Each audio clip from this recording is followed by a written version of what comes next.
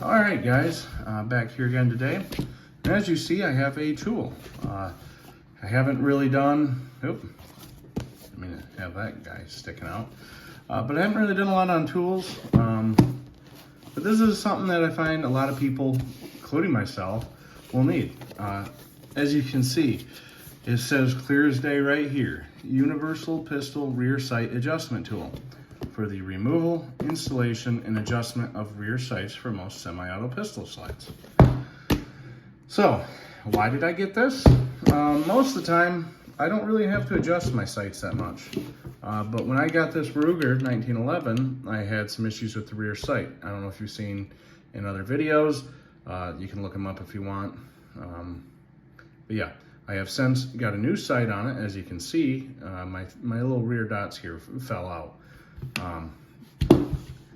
This was a very tight fitting rear sight on the slide here,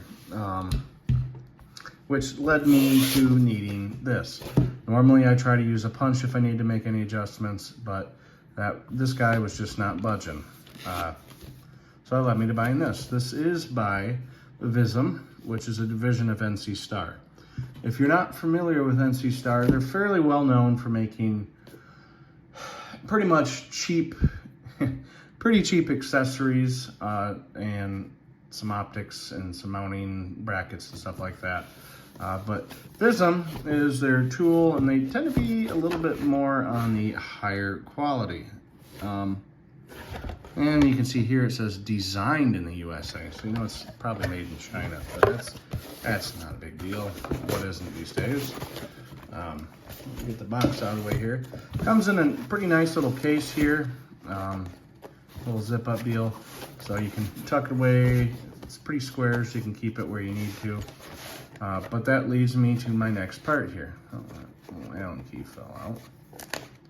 Okay, so we have the tool here. Let me see what else I got here. It does have a couple different little slide inserts here for, this is a flat one. It does come with a set of angled guys here, depending on what type of pistol you're working on. There is room here for both of them. And it does come with an Allen key, which is used to adjust and tighten this guy up here. So that's it for the little case. So overall, I was really impressed with the quality of this tool. It has pretty simple construction. Now in my gun room, I don't really have a bench set up yet. I'm using pretty much a folding table right now, so I really haven't, didn't really want to put it, well, that just slid out. I didn't really want to go ahead and drill holes into the table yet because I wasn't sure exactly where I'd want it. But that being said, you do have a lot of adjustment areas here on this. One thing to note is for your slide thickness, you really can't go much farther than about here, because if you're gonna turn it, if you turn it out anymore, you will catch and then it'll bind up. So that is something to note. If you do have a wider slide, you can really stretch this guy out and you can kind of go off the other side. Now, as I said, you got a lot of different adjustments here. So you have a spot, which is pretty clearly labeled here, muzzle and forward. So you can put your slide, which I got my Glock 30S here. I'm going to go ahead and take off the slide real quick so I can kind of show you what I'm talking about.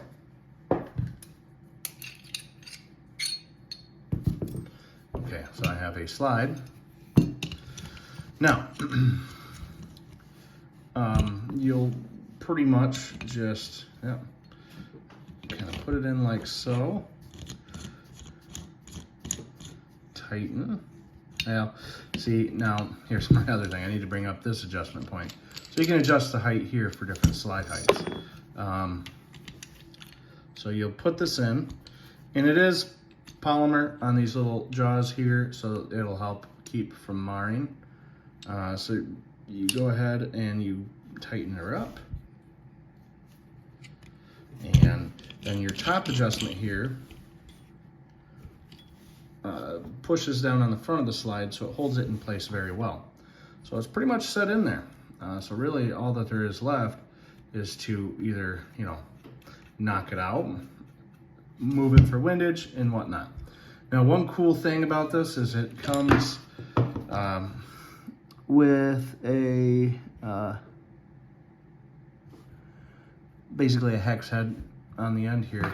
So if this isn't doing it, which sometimes your leverage is going to be different, you can go ahead and put one of these round over wrenches or a crescent wrench for other people, and you can really crank down on that. I needed this when I was doing my 1911 here. But yeah, so that's just kind of it in there, so you can kind of see. But really easy to use. I was happy with the amount of adjustment. I was happy with the build quality. Looks really cool.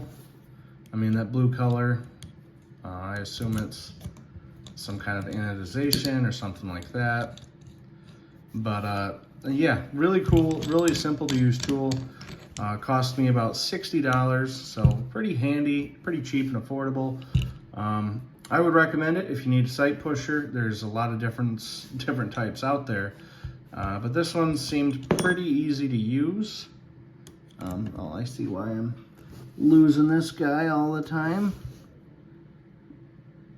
Yeah, guess maybe I should go ahead and get the Allen key out here and tighten that down. Hey, look at that.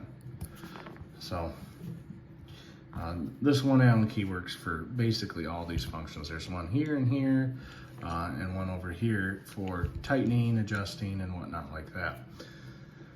So in closing, I mean, I do recommend this tool. It's, like I said, it's pretty cheap. It worked good. Now, one thing to note is it's not going to work on front dovetails all the time. Sometimes it will. Now, for instance, I got my 1911 here. You can kind of see there's not enough clearance there. So you're really kind of limited on that front. But in terms of, say, like a Glock, obviously you got a little hex head key there. It's not always possible. I'm not saying you can't do a front, but for the most part, this is just a rear sight tool. I believe they do sell a more expensive model that does both, but typically I find myself having these they're centered from the factory. They tend to be good, and the only adjustments I really need to make are on the rear. So sample size of 2 here. I have used it on this Ruger 1911, and it works really good on Glocks. So yeah, that's pretty much it. Like I said, pretty cool tool. Gives you a lot of adjustments abilities, like I said, for adjusting for windage and all that. And I do recommend. I don't think you could really go wrong. The build quality is excellent, and yeah. So as always, I'll keep you guys updated if I run into any issues with this or any breakages.